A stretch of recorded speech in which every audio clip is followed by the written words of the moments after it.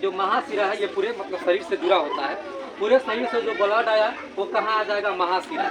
ठीक है, और महाशिरा उसको कहाँ पहुँचा देता है, महाशिरा जो है, महाशिरा क्या होगा, संकुचित होगा, यानी कि सिकुड़ेगा। ठीक है, महाशिरा नहीं, महाशिरा से ब्लड कहाँ आया, दया आलिंद। कहाँ आया, दया आलिंद। और दया आलिंद क्या होगा, संकुचित होगा। और जब संकुचित होगा, जब पिचकेगा तो जो नीचे जो दया नीला है वो फैलेगा, यानी कि उसमें शिथिलन होगा। क्या होगा उसमें, शिथिलन। ये संकुचित यानी कि ये पिचक गया, ये फूल गया। अब ब्लड इसमें क्या होगा, तो यहाँ पर जो दया आलिंद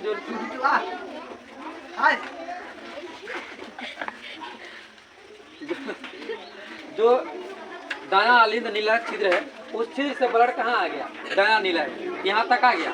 अब ये बेचारा जब संकुचित होगा तो आप तनिक सोचो कि जब ये संकुचित होगा तो यहाँ पर तो त्रिदली का पाठ होता है। क्या होता है, त्रिदली का पाठ। जब ये संकुचित होगा तो त्रिदली का पाठ तो है कि बाहर की ओर खुलता है, अंदर की ओर खुलवे नहीं करता है, मतलब ये बंद हो गया। यहाँ से कितना हो संकुचित होगा, लेकिन ब्लड ऊपर की ओर नहीं जाएगा।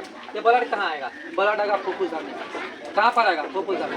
फुफ्फुस धमनी जो होता है वो अशुद्ध रक्त का वहन करता है। ये अशुद्ध रक्त को लेकर कहाँ जाएगा, जाते जाते जाते जाते जाते जाते पहुँच गया फेफड़ा। जब फेफड़ा में जाएगा तो फेफड़ा में क्या मिलेगा, ब्लड को ऑक्सीजन।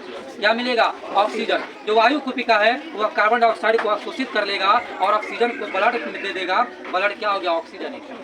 क्या हो गया, ऑक्सीजन, यानी कि शुद्ध हो गया। अब वह ब्लड कहाँ जाएगा, तो अब पहुँचेगा फुफ्फुस शिरा में। फुफ्फुस शिरा कहेगा चल भाई अब तो कहाँ, बायां आलिंद। ये इसको बायां आलिंद में लेकर के आया। बायां आलिंद क्या करेगा, तो जो बायां आलिंद नीला छिद्र है उससे होकर के अब इसमें आएगा। लेकिन कब, जब ये संकुचित होगा।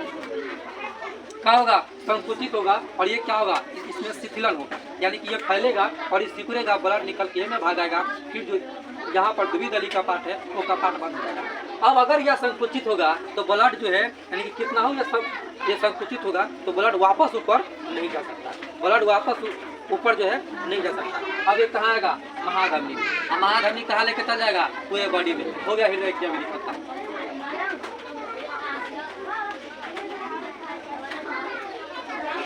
खत्म ना होने खातिर तो बोले लिखाने में समय लगा है। हम लिखावे ऐसे किया कि पूरा चीज आते हुए ही आसान है। और भरमार में भर के पूछ दे, इतना ना बात हो कि बउआ का कंट्रिया में को फलना चिल्ला बात कैसे में कर और 10 महीना में तो याद नहीं। मछली का बाजार बंद रहो। ठीक है, अब अगर समस्या है तो पुनः आप समझ लीजिए मानव हृदय की क्रिया भी पूरे शरीर से। ये देख ली पारा बेहुजा है ना, गधा इडियट ना लायक छोटा सा पाक भैंस भूनास। अब सुना मानव हृदय की क्रिया भी पूरे शरीर में जितना कार्बन डाइऑक्साइड मिला हुआ ब्लड था, यानी कि डिऑक्सीजनित या अशुद्ध रक्त, वो पूरे अशुद्ध रक्त को क्या किया, महाशिरा ले लिया। महाशिरा उसको लेकर चला गया कहाँ पर, महाशिरा इसको लेकर चला आया दायां आलिंद। ठीक है, दायां आलिंद क्या होगा, संकुचित होगा और दायां निलय शिथिल होगा, यानी कि जो दायां आलिंद है वो सिकुड़ेगा और दायां निलय फैलेगा। ठीक है, और यहाँ पर जो ब्लड है, जो रक्त है अशुद्ध, ठीक, वह दायां आलिंद निलय छिद्र से होकर के दायां निलय में आ जाएगा। जब ब्लड इसमें आ गया तो इस दायां आलिंद नीला छिद्र पर त्रिदली का पार्ट होता है दुआ फाटक। ठीक है, जो ये खुलता है इधर की ओर, ब्लड आएगा ये खुल जाएगा।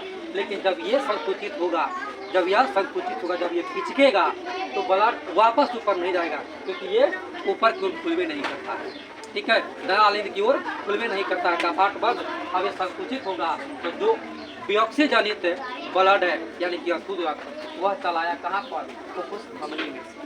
कहाँ पर आ गया, फुफ्फुस धमनी में आ गया।